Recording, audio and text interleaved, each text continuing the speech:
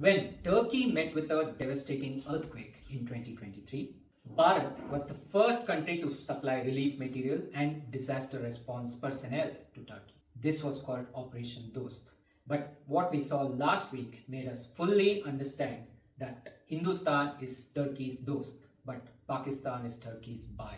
Welcome back, and in this video of Geopolitics, we discuss the calls to boycott Turkey and Azerbaijan following their positions of backing the terrorist state Pakistan in the recent conflict. Now, let me be frank with you. Turkey is an amazing destination, and even I had the opportunity to visit this historical country this year.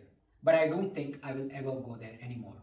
I also had plans of visiting Azerbaijan, but as a principle, I will not step foot in Baku or anywhere of this country, which has openly come out in support of our adversary, Pakistan. This call for boycott is not led by me. According to recent reports, there have been 50% cancellation of Indian bookings made for Turkey. One company, Pick Your Trail, announced that it had cancelled bookings to Turkey. Ease My Trip asked its customers to avoid unnecessary travel. Ixigo and Wander On also closed bookings for Turkey and Azerbaijan. Travel packages leader Cox and Kings has announced that it has paused new travel offerings to Turkey, Azerbaijan as well as Uzbekistan. Finally, Go Home Stays has said that it's ending its partnership with Turkish Airlines, while many more companies may come out with similar restrictions. And this is happening all because Turkey said this, that India carried out Operation Sindhu. It is also reported that Pakistan has been using drones and other military equipment supplied by Turkey in its escalatory response to India. A naval ship from Turkey is said to have docked in Karachi, purportedly carrying more arms and ammunition for Pakistan. And all this after India helped Turkey on humanitarian grounds with 7 flights carrying emergency supplies.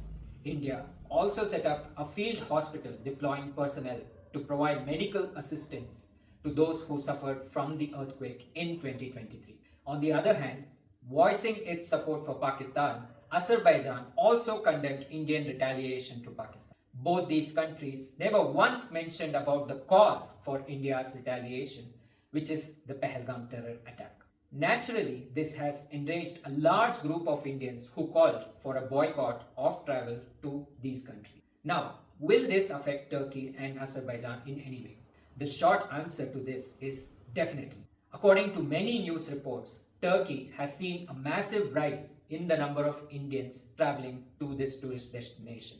There were 3.3 lakh last year, and this was an increase from 2.7 lakh that traveled in 2020. Azerbaijan recorded 2.4 lakh tourists in 2024, more than a 100% rise of footfall in the previous year. You can see how much of a popular destination it was becoming.